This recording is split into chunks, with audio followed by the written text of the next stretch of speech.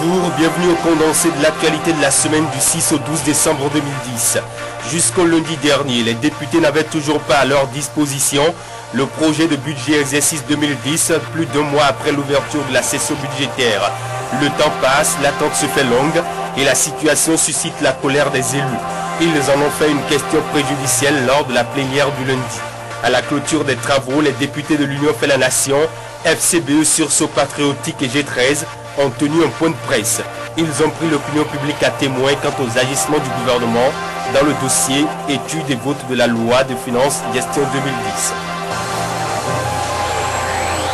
Les retraités de l'administration publique béninoise ont fait le pied de grue la semaine dernière à la Direction générale du Trésor et de la comptabilité publique. Des heures et des jours durant, ils ont attendu pour percevoir leur pension. Les travailleurs de l'Institut national de recherche agricole du Bénin, toujours mécontents, ont organisé un sit-in en début de semaine au ministère de l'Agriculture, de l'Élevage et de la Pêche. C'était pour une énième fois exiger de l'autorité leur reversement en agent permanent de l'État. Fidèles à leur mot d'ordre, les travailleurs du ministère des Finances, des Douanes et des Impôts se sont eux aussi retrouvés mardi pour leur sit-in hebdomadaire, cette fois-ci à la Direction générale de la douane. Ils ont manifesté leur mécontentement face à la manière dont le gouvernement pilote le dossier de recherche de leurs collègues disparus depuis le 17 août dernier. Le Front uni des organisations syndicales de la santé radicalise sa position. Les négociations entamées avec le gouvernement ont échoué. Aucune avancée n'est notée jusque-là selon les responsables du FIOS. À la Bourse du Travail de Cotonou mercredi, ils ont organisé une conférence de presse pour prendre encore une fois l'opinion publique à témoin et annoncer leur action future. Action qui, une fois mise à exécution, pourrait empirer la situation déjà catastrophique dans les hôpitaux et centres de santé dont les agents sont actuellement en grève. Ils ne vont pas en grève, mais renoncent à l'utilisation du port de Cotonou. Les opérateurs économiques nigériens en colère dénoncent la violation répétée des conventions et traités internationaux signés par les autorités béninoises.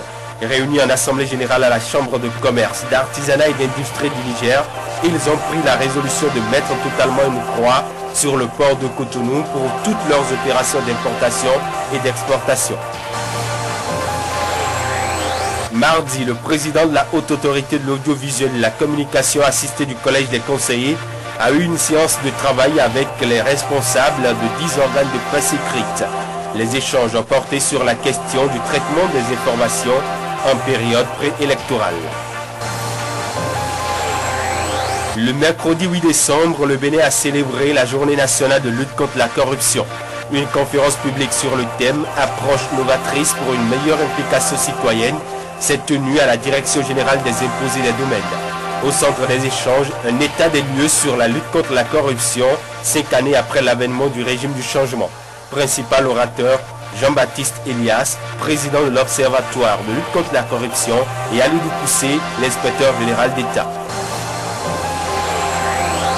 Les conducteurs de camions gros porteurs de sable lagunaire du site d'Akobato ainsi que les populations riveraines ont des griefs contre les autorités municipales d'Abomey-Calavi.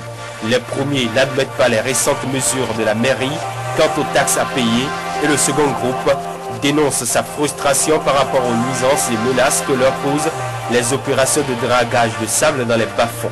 Les deux ont manifesté leur désaccord. En réaction, les autorités communales d'Abomey-Calavi ont eu une séance d'échange avec le lot de mécontents. Le 10 décembre, c'est le 62e anniversaire de la Déclaration universelle des droits de l'homme. À cette occasion, l'association de lutte contre le racisme, l'ethnocentrisme et le régionalisme a tenu une conférence débat sur les droits et devoirs des citoyens modèles. On a célébré le 11 décembre les 20 ans de la Constitution béninoise. Les acteurs sociopolitiques se sont retrouvés pour évaluer le chemin parcouru. C'est le cas du Front de défense de la démocratie FDD, un ensemble formé par les différentes centrales syndicales, l'Union fait la nation et les organisations de défense des acquis de la démocratie. Le FDD a tenu une conférence de presse à la Bourse du Travail. Après analyse faite, le Front trouve que le régime du changement serait celui qui aurait le plus piétiné la Constitution du 11 décembre 1990. Parlant du 20e anniversaire de la Constitution, le réseau des organisations béninoises de défense des droits de l'homme a organisé une conférence débat.